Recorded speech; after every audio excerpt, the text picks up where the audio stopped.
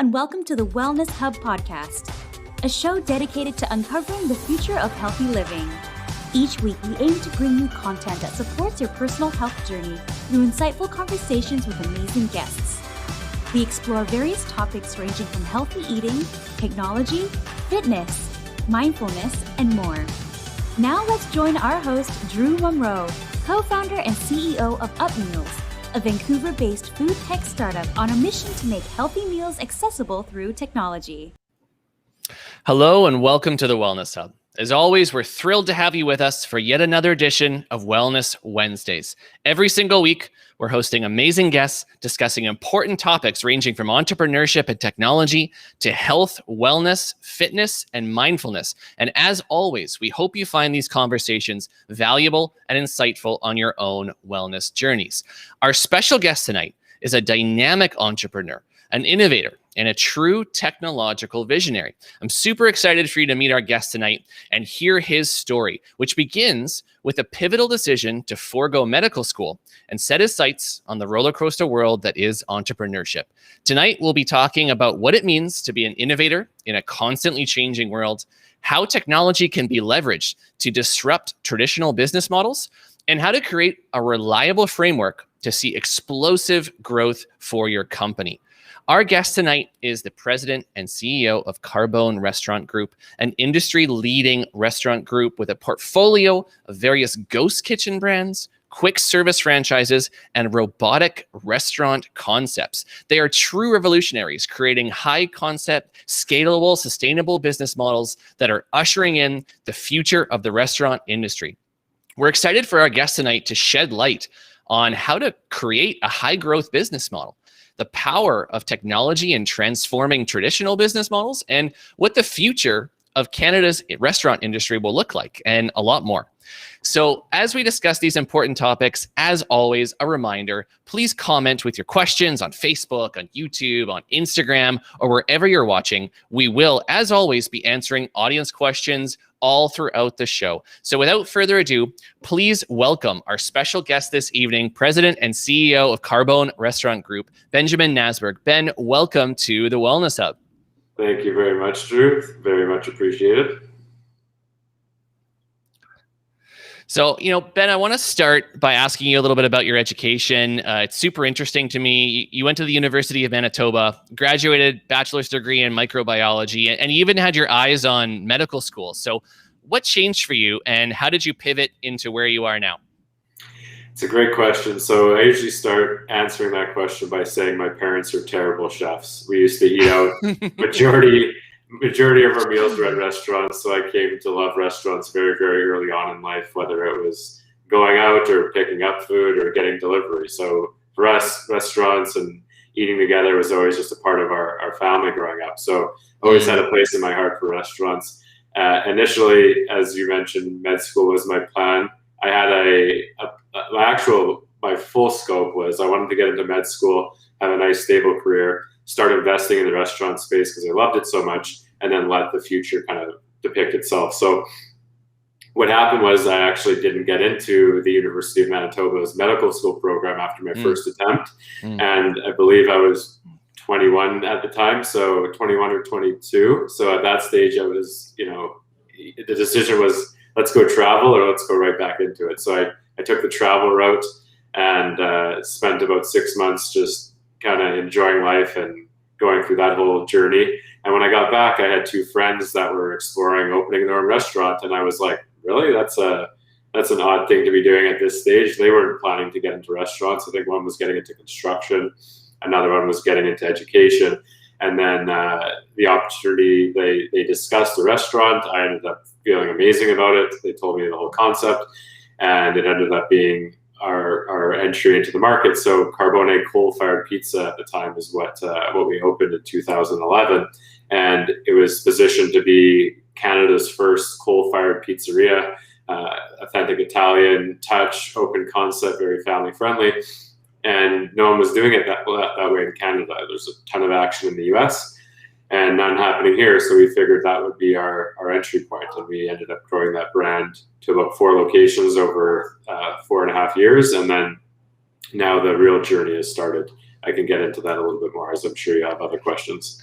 Yeah, no, it's super interesting just to hear how you just jumped right into this like terrifying and exciting new opportunity. I mean, was it the idea for the restaurant group? Was it just your friends sort of getting you on board, or was there something else that really kind of struck you to want to jump into this new entrepreneurial path?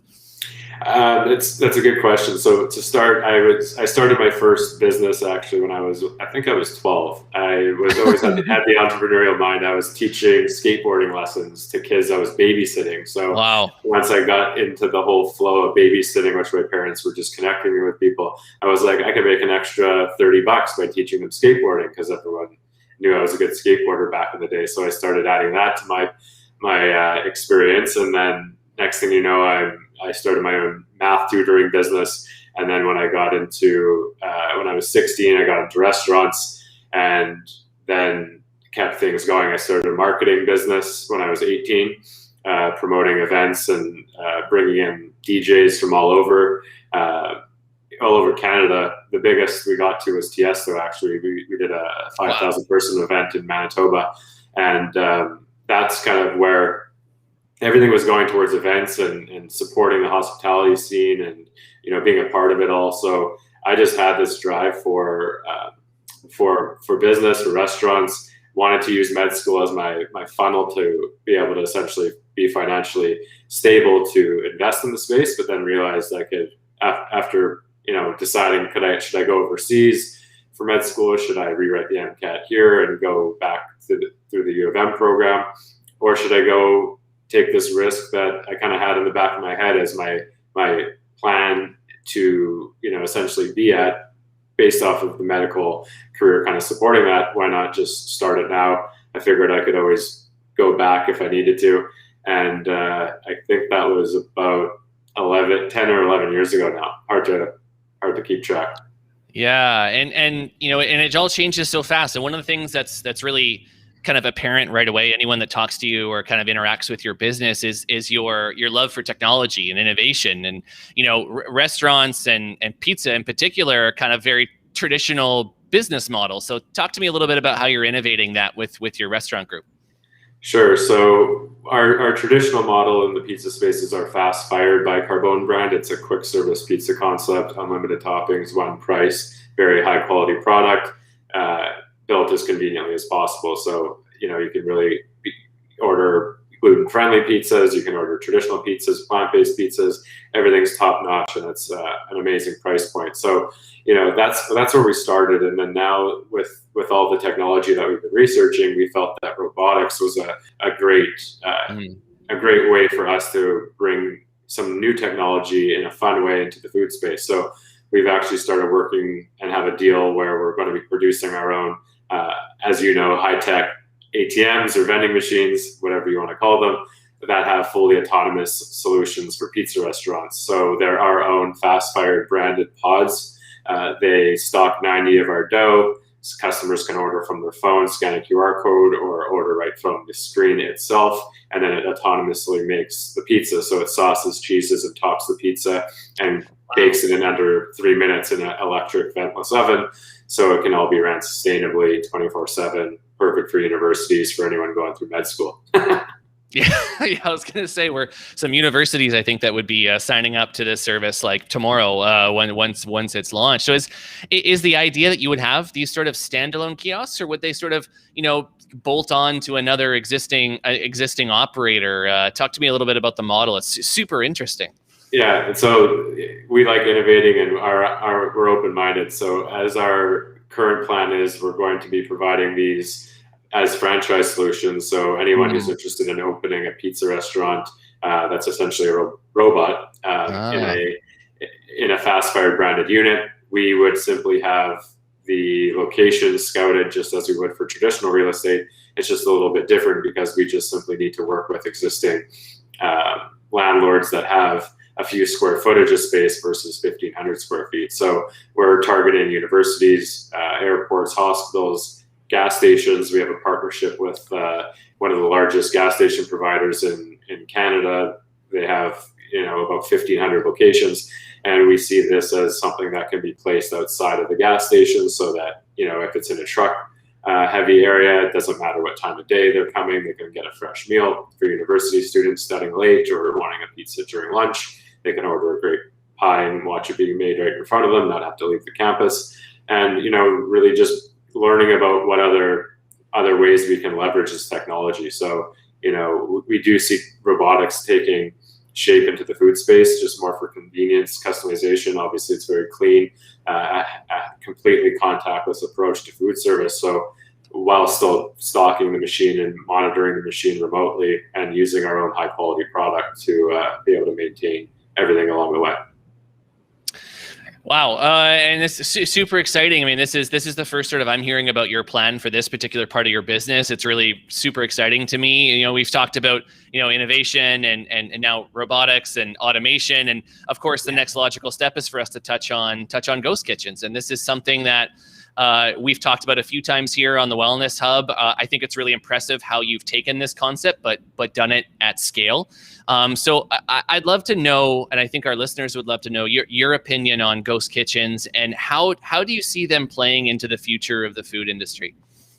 So I love ghost kitchens for a few reasons, not only just from the operational side, but from a consumer side, seeing fun, new, unique concepts pop up and be able to order them conveniently is awesome.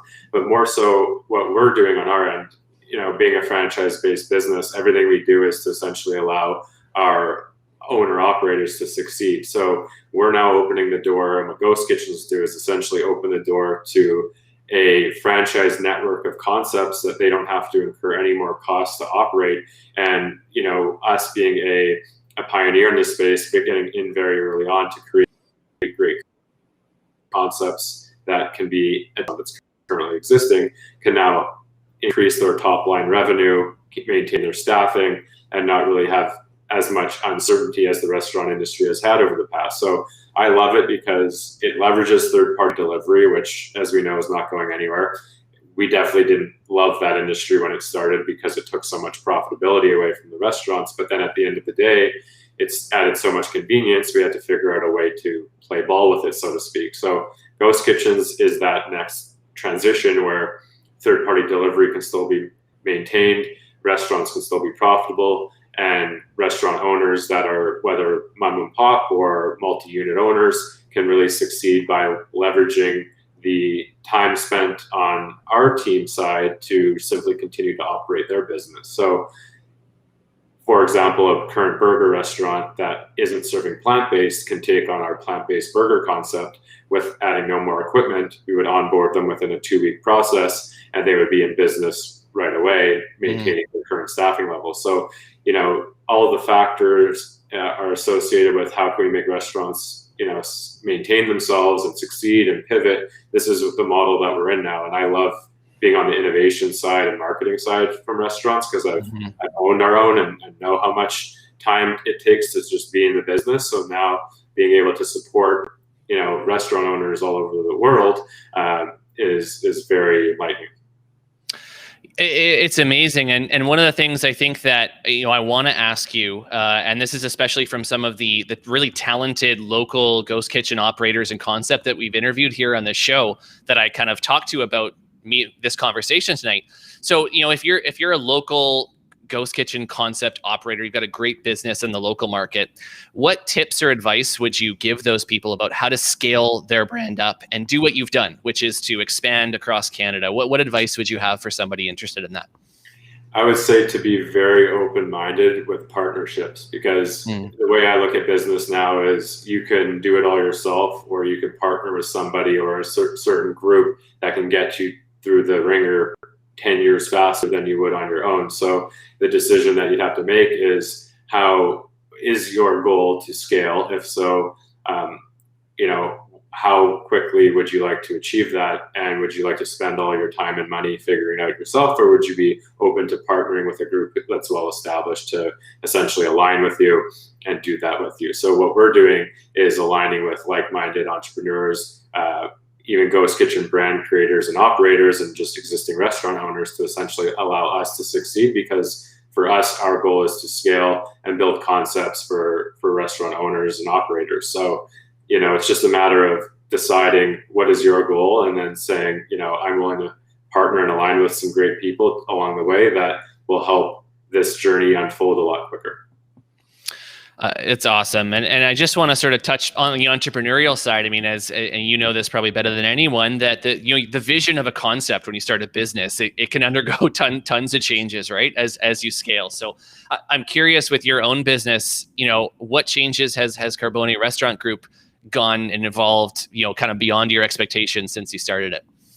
So when we started, we were a full service family style pizzeria with 80 to 100 seats. The second location, actually in Winnipeg, Manitoba, that we opened in was in the downtown core. And at the time, we decided it was such a good location because our current location was doing so well, and we felt all the businesses that were downtown were pretty much our clients that we would be able to serve during lunch hour. Mm-hmm. And then in the evenings, we would have some traction from when hockey games are on and concerts, etc. So we decided actually to open in downtown, which was an odd place to open a family style pizza concept, but we did it.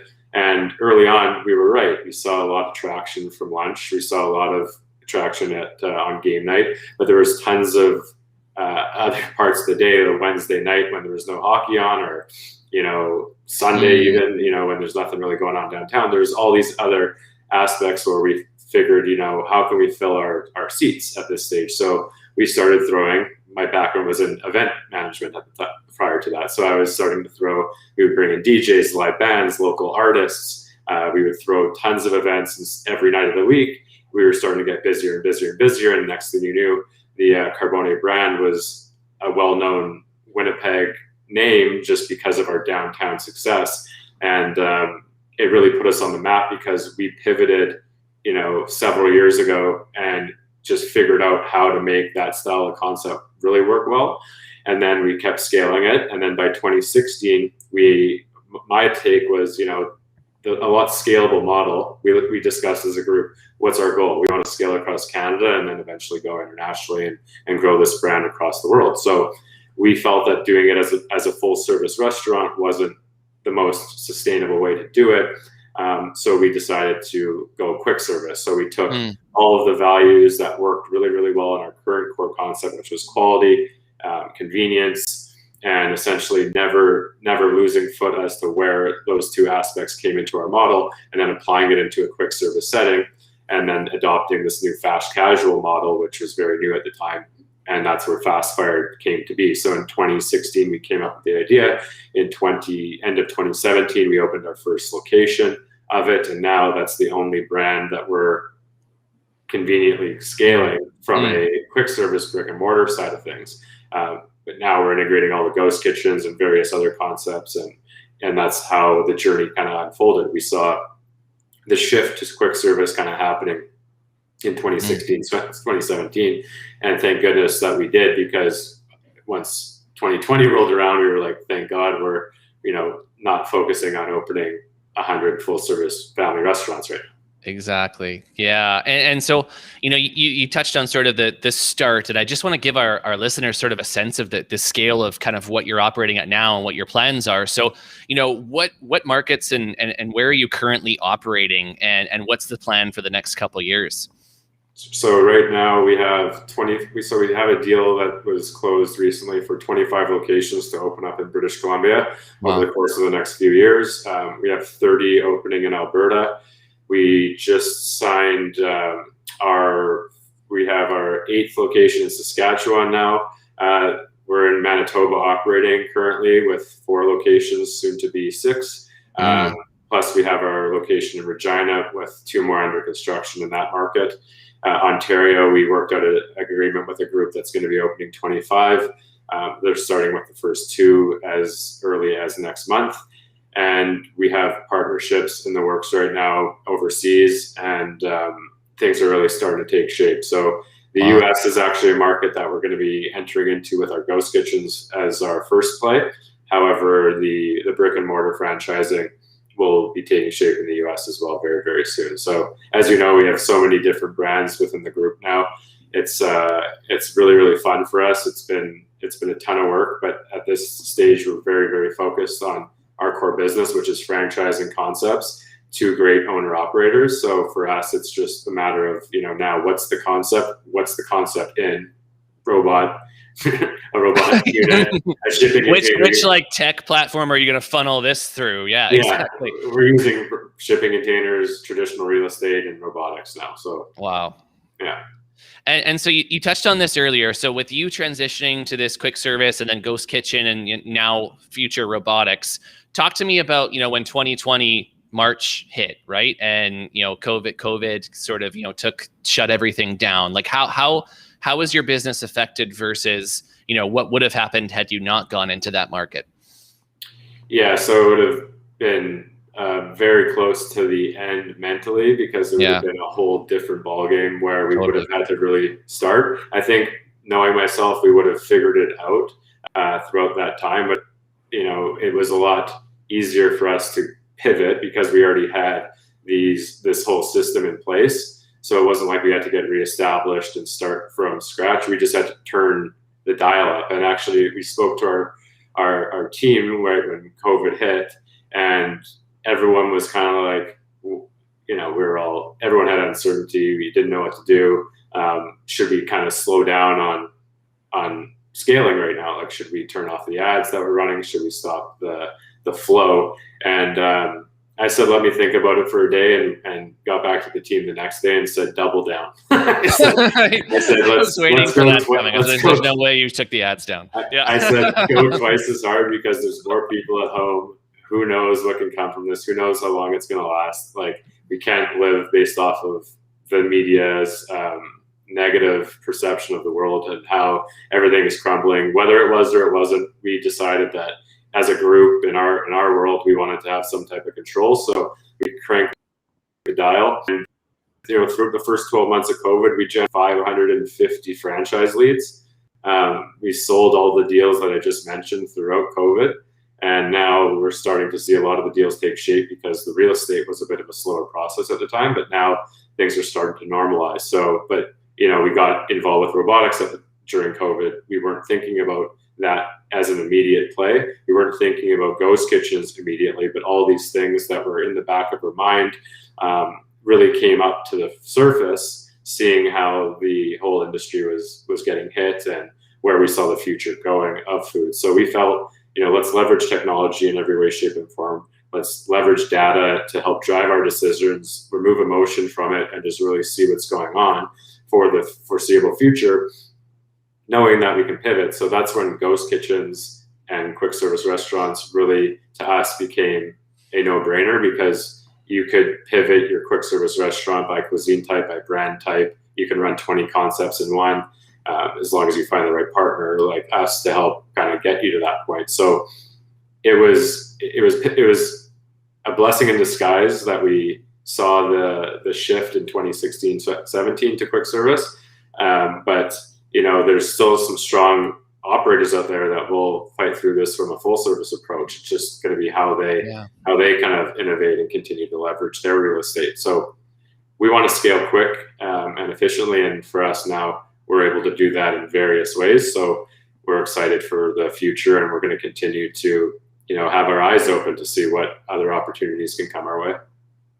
Yeah, and that mindset's just incredible, right? And I love sharing that story with our listeners, to have like this once in a lifetime sort of crisis, and your instant reaction is like, let's double down on what we're already doing, because I'm that much more confident in it, and that's amazing. And then I before we get to our next point, I think some congratulations are in order. I saw you've just recently closed a $2.5 million financing raise. So congratulations on that. I know what an achievement that is. And, I just want to ask you sort of what that vote of investor confidence means to you, and what's the plan for using that capital to help grow the business?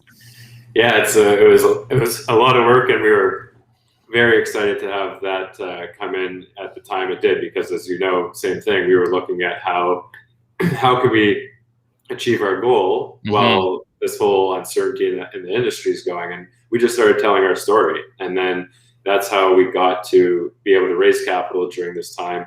We're leveraging our relationships in the market to help scale our brand, and we figured the more capital we have now, we can really put it's essentially just light a fire under our bums. I don't know if I should say asses on this. Yeah, I think you can say it. Yeah, I'm not sure for a family program. It's a podcast. Say whatever you want. I just said both, so we're through it now. But we lit a fire under it, and now we're able to use. The plan is to use that capital to hire a few more rock stars onto our team, continue to innovate and create these new concepts and new ideas, and get them into the market as quickly as possible. So, the use of those funds is to really capitalize on the Canadian market. We're going to continue to grow, and there's going to be lots of opportunity for us to scale and continue to bring on in new investors and really show our investors who trusted us very early on what we're truly capable of. So it was very, very grateful for being in a position to achieve that. Very thankful to our investors and to our franchise partners and all of our customers and everyone along the way, because all we're doing is telling our story, and it's telling people that, we're on the right path. I've been plant-based for over 6 years now. We support as many animal shelters and food banks and whatnot as possible. We're always focused on the community. And, in Winnipeg, for example, even when COVID hit, with one of our locations, we actually pooled 2 of our locations together and took all the food. When we were forced to close, we took all the food and donated it to the closest food bank that was in the market. So, and they were like, "What the heck's going on? Don't you need this? Or, you're going to be open soon." And we're like, "We don't know. You guys need it more than we do." And we donated a few $1,000s worth of food. And then that actually catapulted an initiative that I actually started called the Restaurant Emergency Support Fund. And we started providing, while our restaurants could operate, we were providing meals to homeless shelters in Manitoba. And we were raising donations that the food banks and whatnot were essentially purchasing the goods from us at cost so that we could maintain our staffing levels. And they were getting fresh food, restaurant quality meals for their members and anyone in the community that needed a meal. So we were always getting things going and always maintaining and supporting the community at every step of the way. And I think that's why people, when it comes to an investment angle, looked at us and said, this group is here to stay. They're going to find a way to win at the end. And we appreciate what they're doing at the end of the day, because we are here for the better good. And any dollar we make, will go back into the ecosystem so that we can continue to grow and build sustainable businesses. Wow. Thank you for sharing that, Ben. That's super inspiring for our audience and for me as well, listening to your incredible story. And even with all of that going on, all of that amazing work that you're doing, just knowing you the way that I do, you're the kind of guy that's just always got something else coming down the pipe. So I guess my question that I'm curious to ask you is, do you have any other interesting projects that you're working on right now that you'd like to share? Yeah, so one that I'm very, very passionate about that we felt we needed to act on right away is in the pet food space. So we've, the whole plant-based movement and healthy lifestyle movement, if you really look at the facts, like, you got to eat the food that you were meant to eat. The less hands it touches along the way it's not going to help. So, as you guys know, with UpMeals providing healthy quality meals for, vast variety of clients and in the market, we're looking to do the same thing. But in this event, we're seeing the shift right now towards healthy human grade pet food. So I was walking our dog Molly, who's a rescue. We've always rescued our pets growing up, and I was walking with her, and I'm, throughout this whole COVID thing, it's just been a lot of light bulbs going off. Like, we were brought up, told to drink milk to get our vitamin D and, eat bread and all this stuff. And you're kind of like, if that was what we were told, then what's the next thing that's going to come out? Right? Yeah, exactly. And so I'm looking at Molly and I'm like, I feel like something could be up with your food. Let's look into this. So I figured, I started seeing the subscription models for pet food coming out, and they were not your traditional kibble. So I just wanted to get to the bottom of it, because I felt that if there was something there, I'd like to allow our child, we treat Molly as a child in our family, want her to eat as well as possible. So I started looking into the market and spoke to about 10 different animal nutritionists and vets, and everyone told me the same thing. And my jaw dropped. They're all just like, kibble is shit. Kibble is not It doesn't matter if it says premium. It doesn't matter what it says on the label.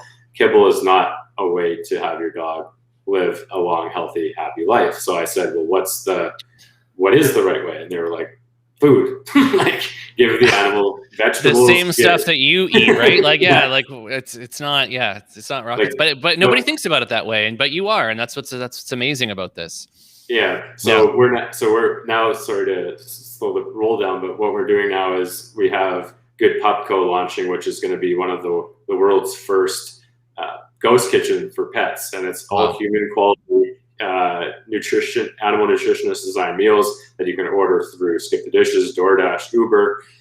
It's actually designed based off of your animal's their breed, their weight, their activity level, what kind of meal they're currently on, because our thoughts and our research has shown that you can switch up your pet's meals as long as you're aware of the nutritional value, which we do. So, pets should be eating, whether it's a raw food or lightly cooked meal versus a pellet or kibble. So as we do this, as we continue to scale, we're simply looking to make healthy pet food convenient as possible. So if you're on your phone ordering dinner for yourself or ordering your meals for the week through UpMeals, you can order our Pet But Good Popco meals for your pet throughout the week or for the month through our subscription program, and really start enjoying life to the fullest, not only for yourself, but for your animal's well-being.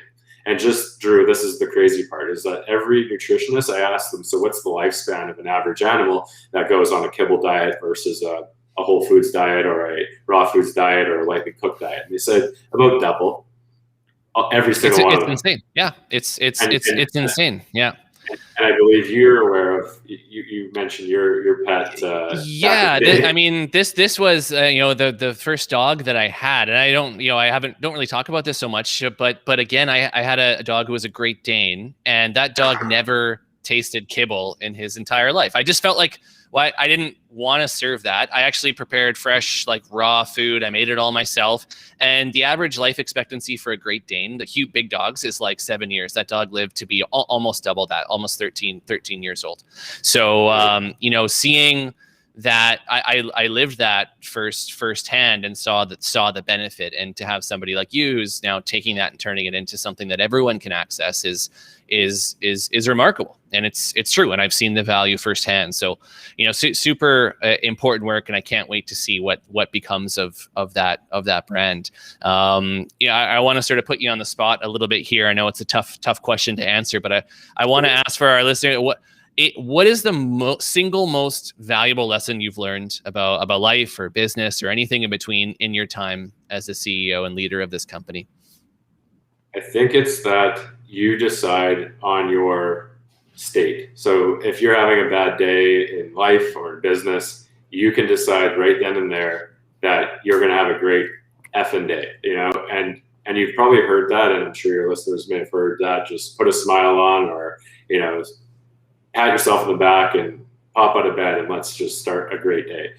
It is crazy to me how easy it is to change your state, to essentially put yourself in a position where you can have an awesome day, no matter what's going on in your life, no matter how negative the news is, no matter what's happening to your business, no matter what's happening in your life. You can literally look at it and say, this is happening for me, not to me. And I'm going to smile and I'm going to use this as a learning experience and carry forward. Because if you go through life and you keep making the same mistakes, or you take no risks, you're not going to have a full, fulfilling life, in my opinion. So I think that if you go at it in an approach where you know that you can decide on how you want your life to unfold, whatever it is you're passionate about, you can achieve that, and essentially just design your day and your environment to suit that. So that's where, healthy food, healthy living, healthy mindset, everything that, exercising, all of that good stuff. It's simple. We have to go back to the basics and just realize you can decide, you can bring yourself back into a good state with your breath, drinking water, eating clean food. It's not rocket science, but the whole world's just taking your attention away and providing you all these other solutions that aren't really good for you or the better good. And now we're starting to see how that's taking a toll on the world. So I think it's just, you can decide how you want to design your life. It's that easy. you might not believe it, but I think if you start with something in some point of your day where you're typically, not in the right mindset, you can find a way to shift it pretty quickly. So that would be my main thing, because you're only as good in your business as you are in your real life. So I'd say start with yourself, and then the rest will unfold.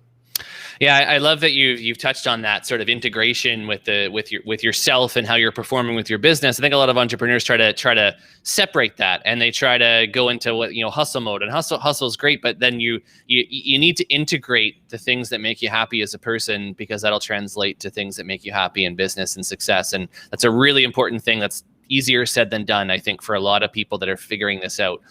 So thank you. And, we talk to a lot of entrepreneurs on the show. We talk to a lot of, CEOs that are emerging, but perhaps are feeling this kind of imposter syndrome, like, I'm the CEO because I started the company, but I don't really feel like I should be, or like I deserve that. So, I'd love to know from your experience now, after years of doing this job, what makes a great CEO, and what strengths should that person have? So that's another good one. So I think you have to be willing to learn every single day, because you don't know everything, and there's other people out there that have been through what you're either trying to accomplish or will accomplish. And in aligning yourself with someone who's done it before is one of the most valuable lessons in that front. So at the time when I first started, and when I started with my partners, we were young, and we were kind of in it where it's just like, we're going to figure this shit out ourselves. We're going to do it all ourselves. We're not going to ask for help, because we're young and we know how to get shit done. That was kind of our mindset. And then it was like, well, there's actually tons of wait a minute. Yeah. There's other ways to do this. Yeah. There's people that actually want to help us, that we thought were just trying to take our ideas or yada, yada, yada. So what I think is important is the way you do one thing is how you do everything. So your personal life, if you're unorganized and you're kind of last minute, and you're trying to figure everything out at the last minute like that, you're going to run your business the same way. You could be organized in business and all of that, but if you go back into your life and it's in shambles, you're not going to be able to sustain it. So one's going to take over the other. So I think, what's really important that I've learned is you got to always keep learning, and learn about life, and learn about yourself, so that you know how to manage yourself better than anyone, and know your weaknesses so you can partner with your weaknesses and or hire your weaknesses. So there's nothing more cost, like the biggest cost is the lost opportunity and or timeline it takes you to really get something from A to Z. So if you're really good with numbers and you partner with someone that's really good with numbers, good luck. Even though they're your best friend, it's not going to be a business partnership that you can align with. So you need to have someone that's good with operations, someone that's good with marketing, hire someone that's good with accounting. If you're not, you got to really know what you're good at, and then learn about business systems and structures through all of the books that are out there that you can search on your fingertips and get for free now, and just keep reading up on general market conditions and history, and just any biography and someone that's been successful before. Continue learning, because I didn't do it that way at the start, and then I started reading, a book a week, now 2 books a week, and now listening while I'm working out or walking the dog, and reading as much as possible. And I'm integrating these things into my business and life as it's happening. I'm taking in info, and it's like, oh, that's a cool way to try this conversation out. I'm going to do that. And it worked. And then it's like, wow, I just came across something that would probably take me 10 years to figure out. Thank God I started reading. So I think that the main thing is to always be learning, and then integrating it into your business. Because as a CEO and as an entrepreneur as well, it's a different role. An entrepreneur and a CEO are very different. They have similar minds, I would say, at the start, because you want to do everything. But a CEO is focused on innovation and marketing and team, whereas an entrepreneur is looking at it where, like, I can do everything, I'm going to figure it all out, and it's a little bit more challenging. So I have the entrepreneurial side in me, and that's how I got going. For the CEO role, I'm leading the pack in an organized way. I don't want each individual doing everything. I want them focused, and I need them to be focused on a system. So my role as a CEO is to essentially hold everyone accountable, provide them the systems and the resources to be able to achieve our goals that we collectively decide on, and continue to find new opportunities from our innovation side so that, we're continuing to be ahead of the curve while the operations team and general team is essentially managing the core business that we have right now. So we're always doing what's relevant, but we're also creating what we feel will be the future. So we're never going to be behind ever again. And that's what we want to provide back to the restaurant community as well, because we know when you're running your business, restaurants for sure, any business, but when you're running a restaurant, you're just thinking about that day or that week. It's really hard to think about that month, that quarter, that year, that next 5 years. So you need, and with technology out there and data out there, if you're not doing it, someone else is. And we feel that everyone should be able to utilize it in a very meaningful way. So we're essentially saying, we're in the franchise-based business. We know systems. We love branding and marketing and partnerships. Here's everything you need to do. Let's have a great relationship and grow together. And that's essentially my vision and my role in what we do every day. And yeah, it's just so awesome. You distilled it in such a clear way, and I really connected with some elements of your story, like especially with my progression as well. I mean, when I started, I wanted to be just the best chef, and I wanted to do it my way, and I didn't want anyone else to help me, and I figured I was going to figure this all out. And very quickly, I realized two things: one, I am getting rocked, and number two, there are a lot of people that want to help me and are willing to do it for free if I just ask, and I can get there a lot faster. So but I think every entrepreneur or CEO, whatever, however you want it, has to go through that tribulation and realize it on their own. Would you agree with that? Everyone's got their own journey, and that's a big part of it. Yeah, I think that they don't have to go that route, but they tend to, from my experience. If someone people smarter than I don't go that route, but for me, I was not so lucky. Yeah. I'm with you 100%. I think that's the norm. I don't think it has to be.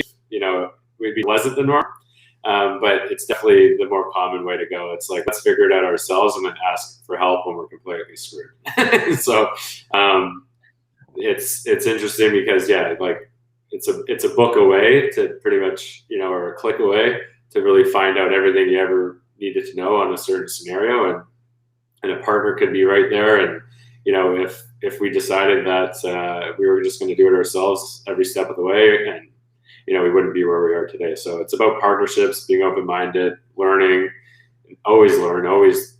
I love growth, but part of growth is learning, right? So, and then I'm looking forward to being able to give back to the community from a business sense.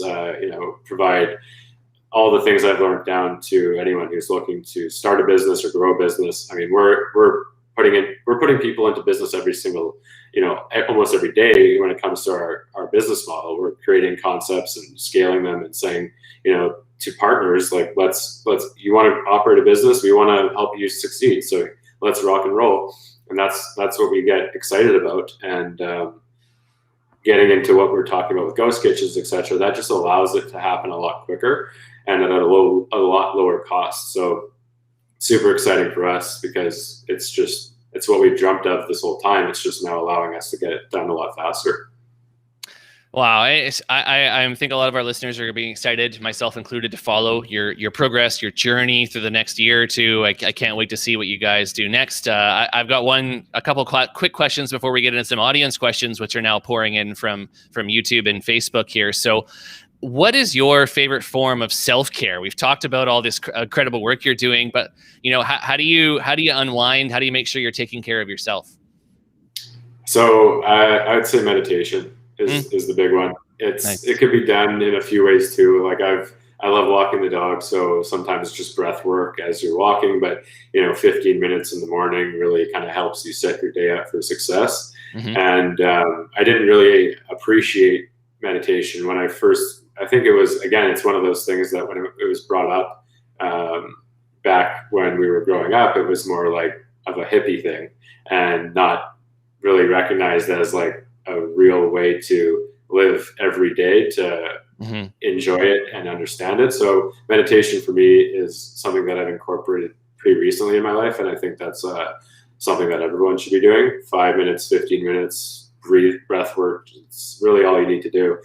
I've again been researching and reading 6 deep breaths can reset your entire nervous system. So whatever state you're in, you can reset yourself in 6 deep breaths, and that takes, under a minute. So it's words of wisdom to anyone who's, classify themselves, which they aren't stressful, but as a stressed person, they can simply use their breath to bring them back to the groundwork. So I think meditation is key. And then the rest is, you set your day up with, the right breakfast, or whatever time you're going to eat your first meal, eat the right clean, fruit bowl or what have you, mostly plant-based, I would recommend. It helped me a lot in getting onto a more healthy track. So, but whatever works for everyone, I think, as long as you're sticking to the basics with, being aware of your breathing, drinking water, eating clean food, the rest takes care of itself, We're going to get to some audience questions here. We've got quite a few pouring in. We've got one coming in from YouTube here. This is an interesting one. What are your thoughts on a vegan diet for pets? Very interesting. So I know there's vegan pet food out there. I think it's based off of your pet's activity level. Mm-hmm. I think pets were designed, from what I've researched, to take in meat. Most of the nutritionists we work with have 70% of their meals that they prepare are with animal protein. So I think that there is a need for pets to take in a meat-based diet. However, incorporating plant-based meals into their diet, I definitely agree with. You can feed your dogs, banana and carrot and all that good stuff, and they'll love it. It's there for them. Animals are in the wild, so whatever they could eat that comes from the ground, or if they happen to come across an animal that they're chasing down, that's just part of that journey. So I think that it's an interesting space. I haven't seen enough research that plant-based is the right thing for pets, but so far I'm certain that healthy human-grade meals for pets are a thing, and currently meat should be a part of that diet. And but again, we base our decisions off research. So if I don't see the pet industry removing meat at all completely, if both are involved, then it could be based off of the certain dietary needs of that specific pet. It's a great question. I'm on the side that animals do need to eat a meat-based diet, incorporating vegetables as well. So that's where I'm at with it. Okay. And it sounds like this is a pretty emerging new market, lots of research. So, I mean, who knows what we'll uncover as you navigate this journey, but very, very helpful, and actually a really great question from our audience. We've got another question coming in. This is a really good one too. With all of your planned expansions, how are you going to maintain the consistency and the quality in the product offering? That's a great question. This is like a pitch Q&A here, getting grilled, Mr. CEO. Let's go.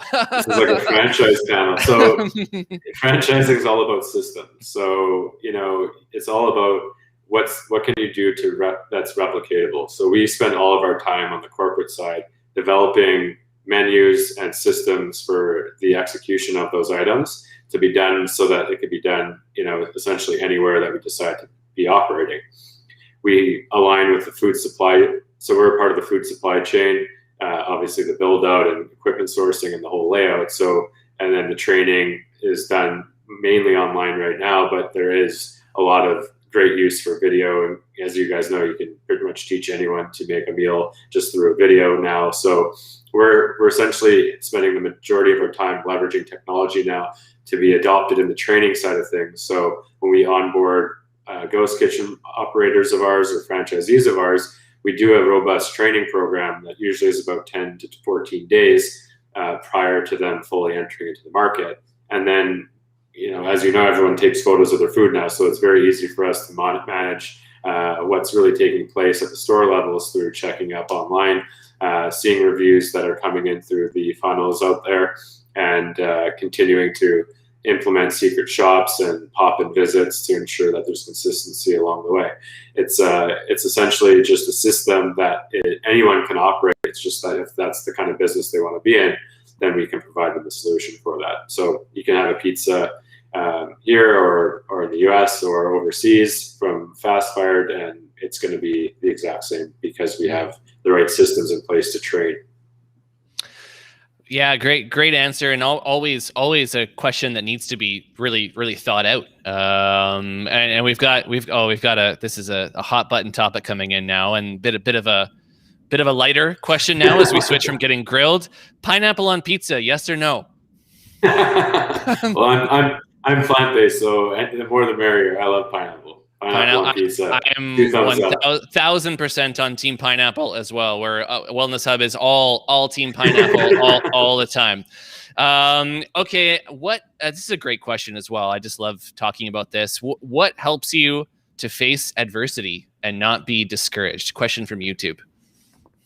That's a good one too. I think it's just, again, going back to knowing that you can control your destiny, essentially, your mindset. Everything can be controlled by the decisions you make. So the more you learn, the more you see other people and other industries and other businesses that have gone through so much shit, and you can see that they came through it by essentially starting with the right mindset and knowing that there's a light at the end of the tunnel. So it's really just a matter of staying grounded yourself, because then it doesn't matter what comes your way.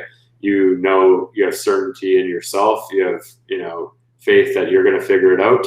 Your team is going to figure it out, and anyone that's aligned with you is going to join you on that journey. So I think it's just a matter of going back to yourself being set up so that you have certainty in your own mind, and then living your life based off of that in any aspect. So whether it's personal life or business, or just in your career, it's the way you do one thing is the way you do everything. So you just have to essentially just decide that you're going to always figure it out and have faith that you're going to succeed. Awesome. Thank you for sharing that. And we've got another great question coming in. We'll get to one or two more here. They're pouring in from our channels. Erica on YouTube asks, one thing you wish you knew before starting this business, or any advice to your younger self? Holy smokes. we could do another episode on that question for a whole other episode on that question. Yeah. So I would say one is get a mentor immediately.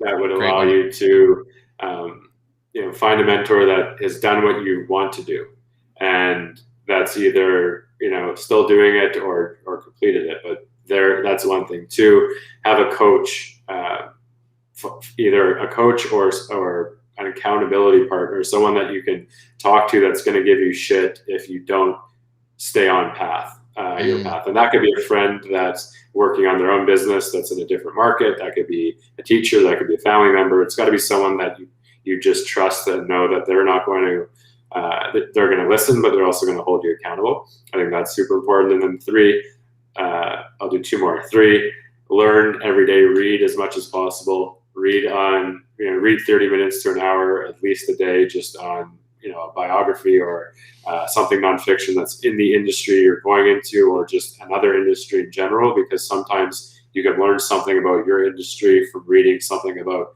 another industry. You could be reading about an airline business and apply it to your business, even if you're in the food space. So that would be the third thing. And then the fourth thing would be hire or partner with your weaknesses. Don't partner with the same strengths as yourself, because then there's going to be a bit of friction, and you'll stunt your growth very early on.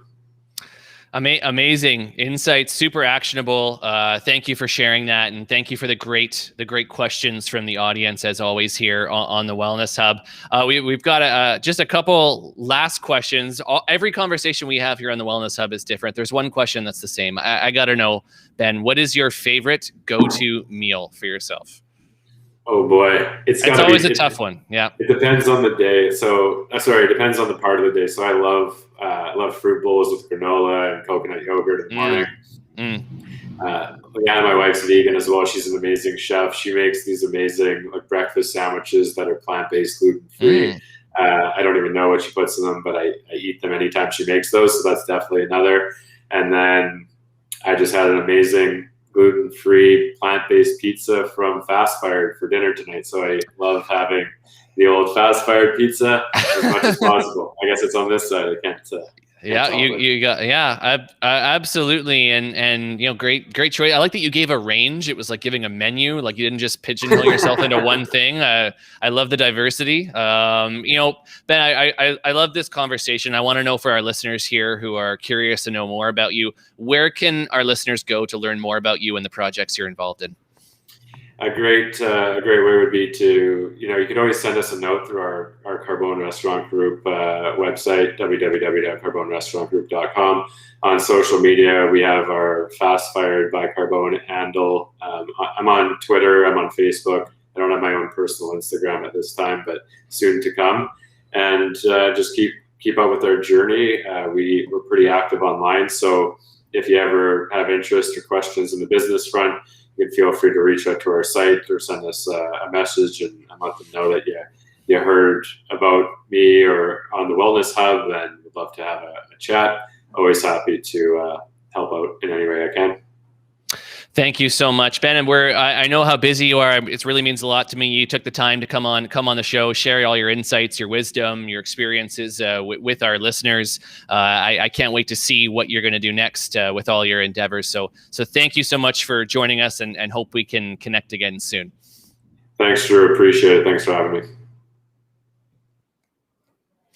Wow. I absolutely love talking to Ben. His wealth of knowledge and insight is just so apparent when you speak to him, and his passion. I always feel like I just should be writing notes furiously when we're having a conversation.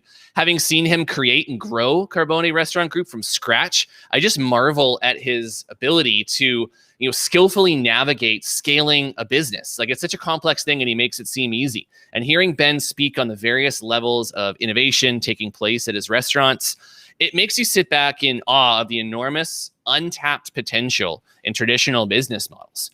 I think the quality that separates innovators from the rest of people is their ability to look at a solution and think, there has to be a better way of doing this.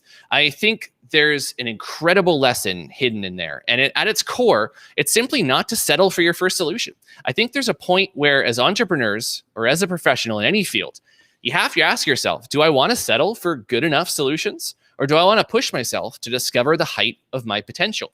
And I think what truly drives great innovators is an innate curiosity about the world and about themselves. The pursuit of innovation is as much about testing the limits of yourself as it is about testing the limits of technology. And we always love to leave you with a question to ponder here on the Wellness Hub. So the question I'll leave you with today is, what drives your curiosity? Are you willing to push yourself to discover the potential that remains untapped? Innovation can't happen overnight. It's a process. It's a long and arduous process that can often feel like pushing a boulder up an endless mountain. But as we know, even the tallest mountains are never endless. It's just a matter of how far we're willing to push to get to the other side. Thank you for tuning in tonight. If you'd like to see more great conversations like this, please remember to like, comment, and subscribe, and follow us on YouTube, Instagram, and LinkedIn at UpMeals. We'll see you next Wednesday evening right here on the Wellness Hub for another great conversation. I'm Drew Munro. Until then, take care